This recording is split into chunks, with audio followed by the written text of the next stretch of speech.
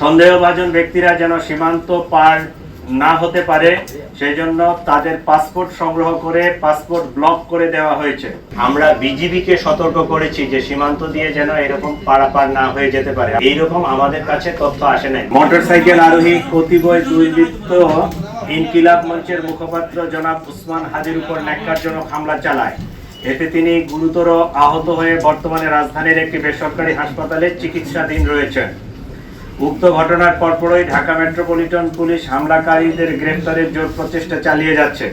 ঘটনাস্থলের CCTV footage সংগ্রহ বিশ্লেষণ করে ইতিমধ্যে দুজন সন্দেহভাজন ব্যক্তিকে শনাক্ত করা হয়েছে। এরা হলো ফয়সাল করিম মাসুদ আর আরেকজন ছিল মোহাম্মদ আলমগীর শেখ। ঘটনার তদন্তে জানা যায় সন্দেহভাজন ব্যক্তিরা হেলমেট পরিহিত অবস্থায় ভিকটিম উসমান হাদিকে খুব কাছ থেকে গুলি করে। ঘটনার প্রকৃত রহস্য উদ্ঘাটন ও শনাক্তকৃত সন্দেহভাজনদের গ্রেফতারের ইতিমধ্যে বিভিন্ন স্থানে অভিযান পরিচালনা করা হয়েছে এবং অভিযান চলমান রয়েছে। সন্দেহভাজন ব্যক্তিরা যেন সীমান্ত পার না হতে পারে সেজন্য তাদের পাসপোর্ট সংগ্রহ করে পাসপোর্ট ব্লক করে দেওয়া হয়েছে। সীমান্তে অতিরিক্ত সতর্কতা জারি করা হয়েছে।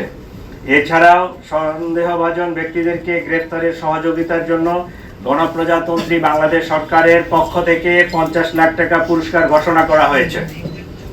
ইতিমধ্যে শেরপুরের নলিতাবাড়ি এলাকায় অভিযান পরিচালনা করে সীমান্ত দিয়ে লোক পারাপার যারা করে এই জড়িত সন্দেহে আমরা দুইজনকে গ্রেফতার করতে সক্ষম হয়েছি, তাদেরকে নিয়ে আসছি।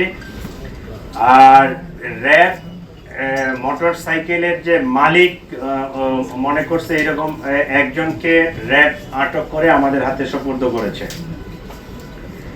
প্রিয় সাংবাদিকবৃন্দ, চাঞ্চল্যকর এই ঘটনায় জড়িতদের গ্রেফতারে আমরা আন্তরিকভাবে কাজ করছি। আপনাদের মাধ্যমে সর্বসাধারণের নিকট অনুরোধ, আপনারা যদি কোনো তথ্য পেয়ে থাকেন নিকটস্থ পুলিশকে অথবা 999 এর মাধ্যমে পুলিশকে আপনারা জানাতে পারেন।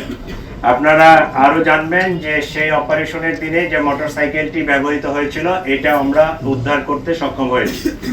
আমাদের ইমিগ্রেশন ডাটাবেস চেক করে এখন পর্যন্ত তাদের পালিয়ে যাওয়ার কোনো তথ্য পাওয়া যায়নি।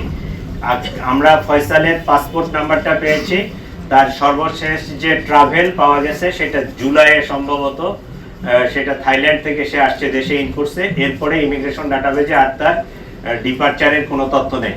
আমাদের কাছে যেটা মনে হচ্ছে সেটা হচ্ছে, আপনারা তো জানেন যে হাদি হচ্ছে ইনকিলাব মঞ্চের অন্যতম একজন সংগঠক। তো এইটার যারা রাইভাল, যারা এটাকে পছন্দ করে নাই, যারা এটার প্রতিপক্ষ, তারাই তাকে টার্গেটেড একটা কিলিং করার জন্য এই হামলাটা করেছে।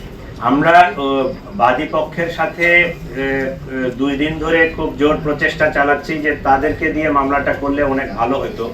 কারণ পুলিশ বাদী না হয়ে তাদের, যেহেতু তার ভাই আছে, তার নিকটাত্মীয় যারা আছে, তাদেরকে দিয়ে তারা ওই আসতে পারতেছে না, আসলে তারা রুগী নিয়ে ব্যস্ত। জিনিসটা সুন্দরভাবে জিডি করা আছে, আমরা অলরেডি এফআইআর ড্রাফটও করছি। আজকে আমরা সিদ্ধান্ত নিছি যে তারা যদি নাই আসে সেক্ষেত্রে আমরা ট্রাই করব যে এফআইআরটা নিয়ে ওই হাসপাতাল থেকে তাদেরকে সিগনেচার করে নিয়ে আসা যায় কিনা। যদি সিগনেচার তারা করে দিল, না হলে আমরা পুলিশ বাদী হয়ে মামলাটা রেকর্ড করে ফেলব। আমি যখন একটা তথ্য দিব সেটা অথেন্টিক না হলে এই তথ্যটা আমি বলতে পারি না, ঠিক আছে? আপনাদের মতো আমিও এটা ফেসবুক সহ বিভিন্ন সোশ্যাল মিডিয়ায় দেখেছি।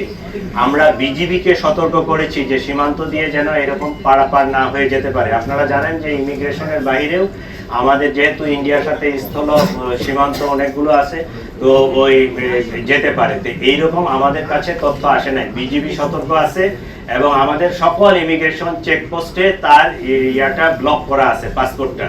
তো আমরা এইরকম কোনো তথ্য পাইনি, আমরা নিশ্চিত না।